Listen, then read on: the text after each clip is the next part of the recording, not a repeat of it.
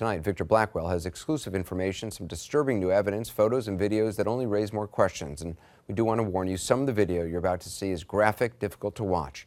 Here's Victor's report. It's the only video shot inside the Lowndes High School gym the day 17-year-old Kendrick Johnson was found dead. And with his parents' approval, we're showing it for the first time.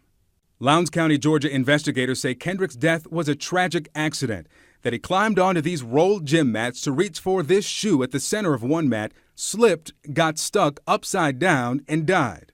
County officials say the blood in this photo spilled after Kendrick's heart had stopped pumping hours after he had died. But Kendrick's parents say the photo and the video show something else. It's enough evidence to show that Kendrick was murdered. CNN has exclusively obtained the 15-minute video and nearly 700 photos of the scene taken by Lowndes County investigators. And for the first time, Kendrick's parents, Kenneth and Jacqueline Johnson, are ready to look at them, including these pictures of orange and black gym shoes investigators found just yards from Kendrick's body. Did these shoes belong to Kendrick? No. When you look at these shoes that were at the scene, what stands out to you? The blood on the shoe.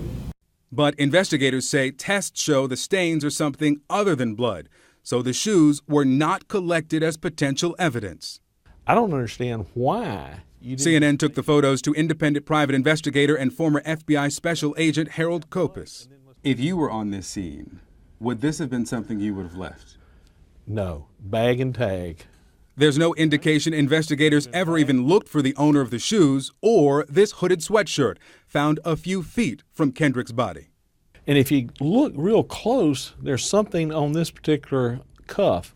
And then the question is, was it blood? Did you test it? According to the crime lab report, no. They know something happened in that gym, and they don't want it to come out. For the Johnsons, there's no stronger indicator than this photo. It's of what appears to be blood dripping down a wall.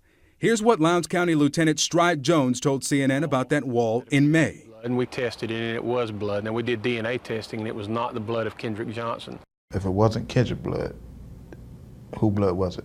Did you ever find out who it was or any involved? No, as of now we haven't, no. But okay. It doesn't appear to be related to our crime in any way. What do you think about the decision not to test it further? You can't explain it.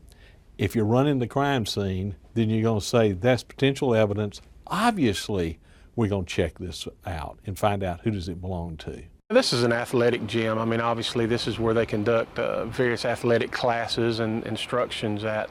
A kid couldn't have scraped their knee or arm or something and got that much blood on the wall. There's 1, 2, 3, 4, 5, 6. 6 impacts. The opinion of our crime scene personnel, after looking at it closely, the blood appeared as if it had been there for an extended period of time. It didn't appear to be very fresh. School gym. There is no way that they would allow whoever was supposed to clean this gym to leave that blood on that wall. And there's the question, why was there no blood where they expected to see lots of blood? Remember the photo of that shoe investigators say was inches below Kendrick's head? Look at it again. If he was inside the mat, reaching for that shoe, inside this tube, reaching for the shoe, and the shoe is beneath him, why isn't that shoe covered with blood? And what do you think about that shoe not being covered with blood? Do you? It was placed there. Hey, Sheriff Ryan. Hi. Victor Blackwell, CNN. Chris Prime. The Sheriff's Department has denied a cover-up, but we took the Johnsons' concerns to Lowndes County Sheriff Chris Prime. Got some questions about the Kendrick Johnson case. I'm not going to discuss that with you. Why not, sir? Because our case is closed. The family has some concerns about why some things were not taken into evidence. There was blood on the wall. I'm not going to discuss the case with you. And why is that? Because I don't want to. Then, less than a minute after he'd invited us in, what did you not understand that I said? I'm through talking to him. He ushered us out. Thank you, Sheriff Prime. I don't believe this was an accident. I think this young man met with foul play. The Justice Department is reviewing the pictures and the video to decide if it'll launch a federal investigation into Kendrick's death. But for Kendrick's father, the evidence is clear. Someone murdered him. They should be in jail. They are covering up they should be in jail. Victor Blackwell joins us now. So the former FBI agent says that the crime scene was contaminated. How so? Well, Harold Copa says that it's crime scene 101, that when you're on a scene investigating, you wear the shoe protectors. Those are the blue booties you see on the crime shows on television. Well, look at these pictures. You can see here that these investigators are not wearing the shoe protectors, and it's not so much to protect the scene, rather to protect your shoes, but it's to protect the scene from anything you could track in. And Copa says because they're not wearing those protectors, this scene was obviously contaminated. And clearly, you tried to talk to the sheriff there. They clearly didn't want to talk. Is there anyone tied to the investigation who is willing to talk? Well, we went to speak with the superintendent of Lowndes County Schools, Wes Taylor, and we asked him about the blood on the wall and how long it had been there. Also, I mean, if the theory is true that he slipped into these mats after climbing onto the bleacher to get the shoe, are the mats still there?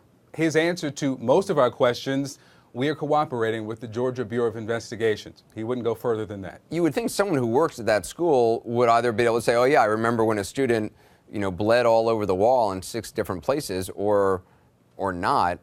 It'd be interesting to hear if they've been talked to. What about the Department of Justice? Where are they in the status of their investigation? The U.S. Attorney in Macon, who covers this district, his name is Michael Moore, and we've spoken with him several times, and each time he says that he is reviewing the information from the Lowndes County Sheriff's Office, and he is going to work to decide if he will open a criminal investigation. Now, just a few weeks ago, we heard from the Civil Rights Division. They've said that they will not open an investigation through their department, but it still could be opened as a criminal investigation. Michael Moore says he could come up with that decision in a week or in a month. He doesn't feel rushed. He wants to make sure that he gets it right.